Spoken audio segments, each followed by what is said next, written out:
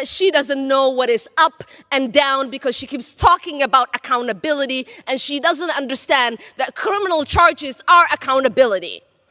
Pleading guilty is taking accountability. That is what the gentleman has done.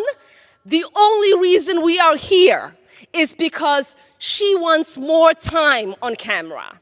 It is to make sure there is an ability to send a fundraiser asking for money. It sounds like Ilhan Omar is about to control this whole moment, and then McClain brings up the one thing that keeps following her. Gentlelady from Michigan is recognized. Thank you, Mr. Speaker. And to use that logic, well, then all those people should have just said sorry and we'd move on, right? But no, we don't do that. And let me tell you, I take a little bit of offense to what the hell is wrong with me. I'll tell you, there's nothing wrong with me. I took an oath to defend the Constitution, and that's exactly what I'm going to do. Again, I'm not going to apologize for it. I'm going to hold the Constitution, and it's very simple. We really shouldn't even have this debate. If you break the law and you follow due process, there are consequences to your actions. Absolutely. Even if you say sorry. So we can try all of the diversion tactics that we would like. It doesn't change the fact that someone broke the law and that someone should be held accountable. It is disappointing, Mr. Speaker, that their own party can't hold them accountable, that they have such hypocrisy. So with that, I yield 2 minutes to my friend from New York, Nicole Malliotakis. Gentlelady is recognized for 2 minutes. Thank you. All right, let's go. Recognized. Thank you, Mr. Speaker. Mr. Speaker, I yield 2 minutes to the gentlelady from the great state of New York, Nicole Malliotakis. The gentlewoman from New York is recognized for 2 minutes.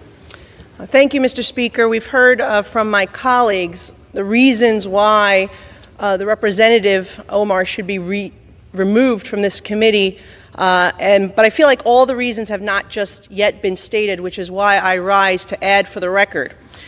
We've heard about the comments that were made regarding anti-Semitism and anti-Israeli views, but I rise to add to the record that as a member of the Foreign Affairs Committee, I've sat there and heard the representative actually spew anti-American rhetoric as well. I've been in that committee room where the representative equates Israel and the United States to Hamas and the Taliban. Absolutely unacceptable for a member of that committee. I've also heard the representative equate that it is the United States' fault that there is turmoil in Venezuela, that is not because of the oppressive socialist and communism that has spread throughout Central and South America in Venezuela at the hands of the Maduro and Hugo Chavez regimes. That is unacceptable. And as a New York representative, to hear the representative belittle, to try to diminish the worst terrorist attack on United States soil on September 11, 2001, as some people did something, that is unacceptable as well. And I hold the same standard for this side of the aisle that I do the other, because when another colleague on my side said something about 9/11, I also voted to have her removed from the Education Committee because I thought that was inappropriate. So I'm being consistent here, and I hope my colleagues will do the same to show that this is about consistency and accountability, because we should not have an individual with those views on the committee that is tasked with representing our country and our Congress to foreign nations. Like, incredibly powerful speech right here. This last one here, oh yeah, listen, I like that. Definitely, if you are in any type of Congress or in any type of position of power and you're just consistently spewing like all types of anti-American type of sentiments, a little weird here, guys. I'm going to be honest here. You do have the right to say things. Okay, you definitely, if you are an American, you have the right to critique our country. Okay, it is what it is here. That's what makes us America. To a certain extent here, be fully aware here. Let's not start let's not start disrespecting America to the point where we now look weak to the people outside of America. Just a thought here. And there's nothing wrong with differences of opinions. I love the idea of people having different opinions because I think that's what makes us stronger. It gives us the ability to kind of hear other people's points and things like this. No problem. Based off of the last statements that were made here, though, two things can definitely be true here. I think we can definitely acknowledge what the 1980s did to South America, but also in the same breath, we can also acknowledge that Venezuela and Maduro did a lot of absolute horrible things while he was running Venezuela.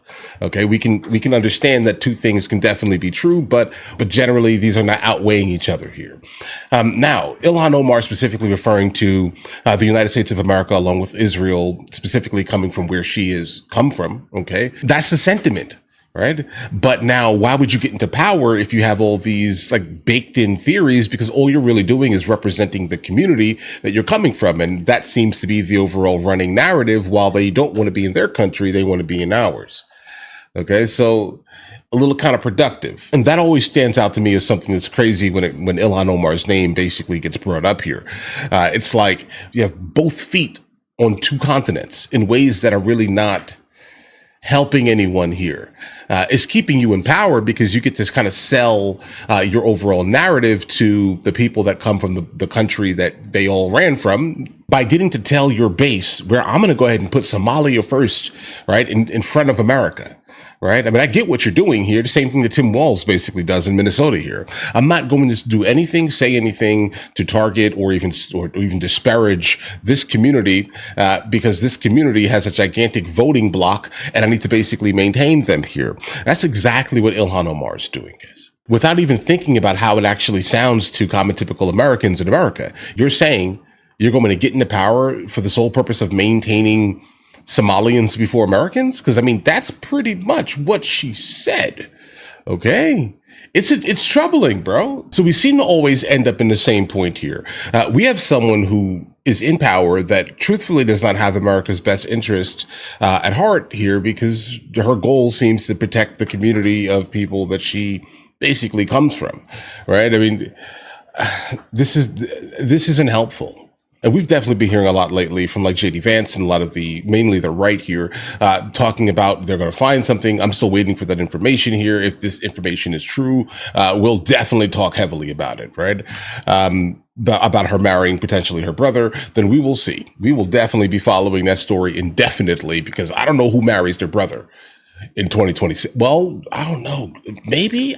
Guys, no, listen, no judgment. 2026 is probably going to be legal in like 3 days. Who knows?